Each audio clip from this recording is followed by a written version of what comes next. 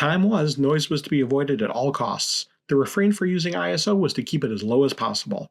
I knew photographers who would practically fetishize shooting at ISO 100.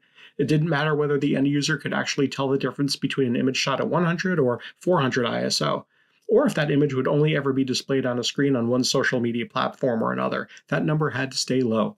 How much did it really matter, and how much does it matter now? Let's talk about it. Let's get the fundamentals out of the way. In basic terms, ISO is a measure of how sensitive the light gathering surface in your camera is. It's analogous to both film with different film speeds and a sensor in a digital camera. The lower the number, the less sensitive it is, and you would use this when there's adequate light available.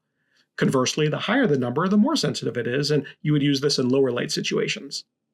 One of the trade-offs in using higher speed films in lower light environments is that you get more grain, just as using a higher ISO in digital increases the amount of noise. There's grain or noise in every photo, it's just a matter of how much you'll notice when looking at the resulting image, but more noise isn't inherently negative. I came up in the film days where I learned that grain was an aspect of a photo you could use in service of the story you were trying to tell. In photojournalism, grain in your photos added a touch of realism. I didn't really need to keep grain to a minimum, and my personal aesthetic was that grain is good. I was using T-Max 3200, and in the darkroom I would raise the enlarger as high as it would go so I could get grain the size of golf balls. I still tend to like a somewhat grainy look. It's not appropriate for every image, of course. Sometimes I'm making portraits where I do want something a bit smoother, and sometimes film with less apparent grain seems to fit that aesthetic better. When I'm shooting film these days, it's either for me or for a select group of clients who want me to produce that kind of look anyway. It's all situational. I'll be the first to admit, in the early days of digital capture, noise was an issue. It was hard to go much above 800 ISO without incurring noise that severely degraded the image. I would use the fastest lenses I had available to me at the time and hope for the best. Noise reduction software was in its infancy to the degree that it existed at all.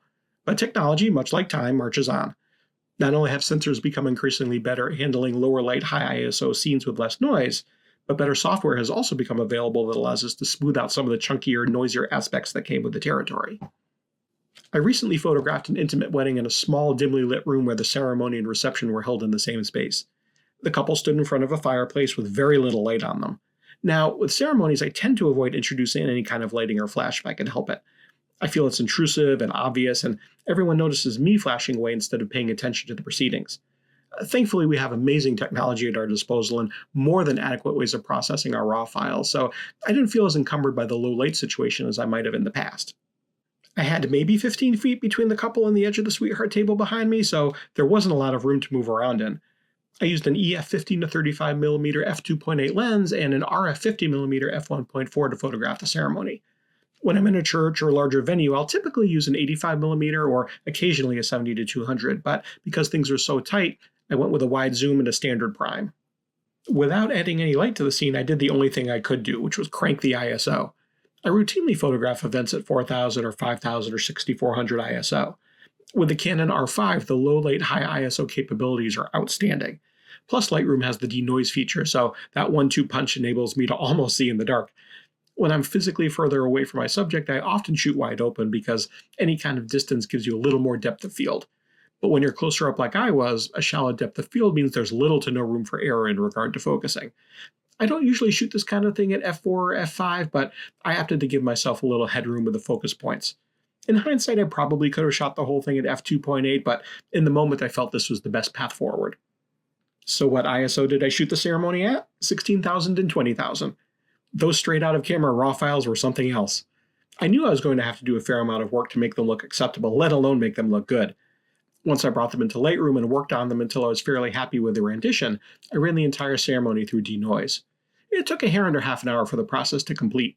Then I fine-tuned the noise reduction and sharpening further until I got it to a point where I felt it was representative of the environment and aesthetically acceptable. Were these technically perfect images? No, but I don't think they needed to be. Given the environment the ceremony took place in, I feel how the photos from this part of the day look are reflective of the moment. I feel like these photographs captured how the ceremony felt. There are diminishing returns when it comes to what a modern camera and processing enable you to do as you raise your ISO. I accepted that those images were going to have some noise, but I don't think it was to the detriment of the images themselves. It was a dark environment, so I don't feel the photo should look artificially brighter than it was in life. I felt capturing the atmosphere was as important as capturing the moments.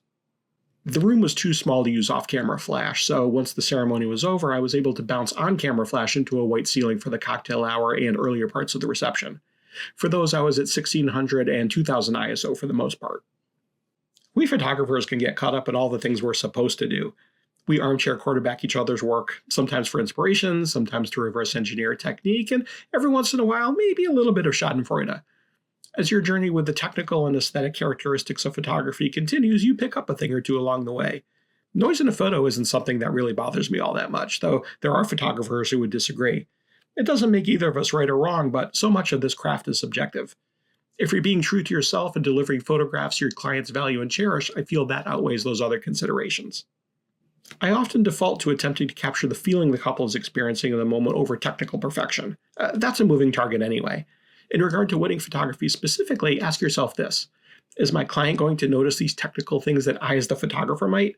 Will they know that I've pushed the limits of my camera and my experience in post-production? Will they notice how pin sharp the new lens I just got is compared to the old one that no client ever questioned? Hopefully the answer is no. More importantly, are they going to look at your photos and be reminded of how they felt in the moment? Hopefully the answer to that is yes. If your images capture the emotions of the moment and transport your couple back to that moment, you've achieved more for them than technical perfection ever could. What are your thoughts about all this? How high do you go with your ISO and how much noise, if any, is acceptable to you? I'd love to hear your opinion in the comments below.